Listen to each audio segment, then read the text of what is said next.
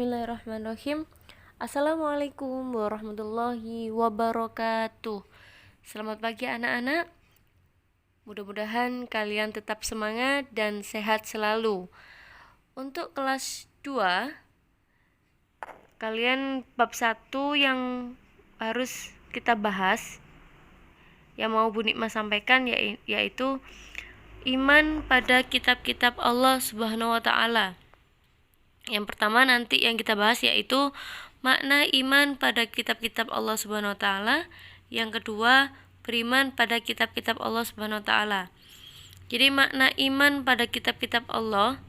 Jadi kita sudah tahu di kelas 7, kalian sudah belajar mengenai iman. Iman yaitu secara bahasa artinya percaya, sedangkan menurut istilah iman yaitu diucapkan melalui lisan, diyakini dalam hati, dan diamalkan dengan anggota badan dalam bentuk perbuatan. Jadi diucapkan melalui lisan, diyakini dalam hati, dan diamalkan dalam bentuk perbuatan. Jadi di situ Allah menjelaskan dalam firman-Nya, Bismillahirrahmanirrahim, Ya ayyuhalladzina amanu aminu billahi wa rasulihi wal kitabil ladzi nazzala ala rasulihi wal kitabil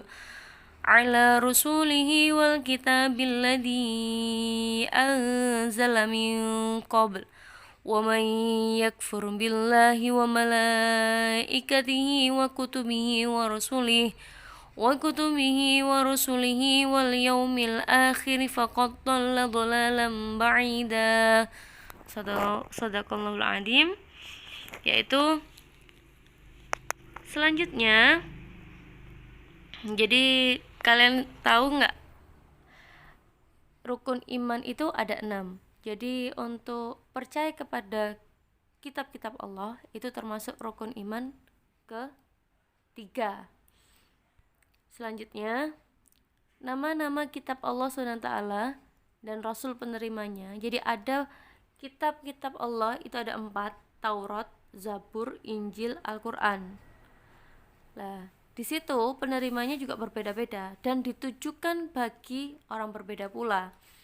Kalau Taurat itu diberikan kepada Nabi Musa dan ditujukan bagi Nabi Musa juga dan Bani Israel.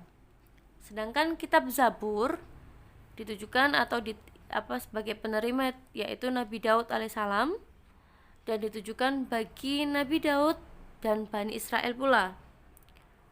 Yang ketiga, Injil. Penerimanya adalah Nabi Isa, ditujukan bagi Nabi Isa dan Bani Israel. Dan yang terakhir, Al-Quran yang kita imani ditujukan atau diberikan kepada Nabi Muhammad SAW untuk seluruh umat manusia. Ya. B. Mengenai beriman pada kitab-kitab Allah Subhanahu wa taala. Cara kita beriman pada kitab-kitab sebelum Al-Quran, yakni dengan tetap meyakini bahwa ajaran pokok kitab Taurat, Zabur, Injil telah terkandung dalam Al-Quran.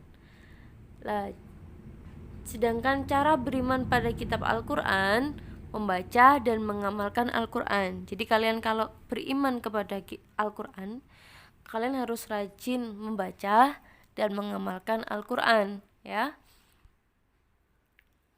Selanjutnya mengenai hikmah beriman pada kitab-kitab Allah. Di sini ada 3 contohnya. Hikmah beriman pada kitab-kitab Allah meliputi, jadi kalau kita beriman, Al-Quran itu akan sebagai petunjuk dan pedoman bagi manusia. Jadi petunjuk ke jalan yang benar Al-Quran itu, ya.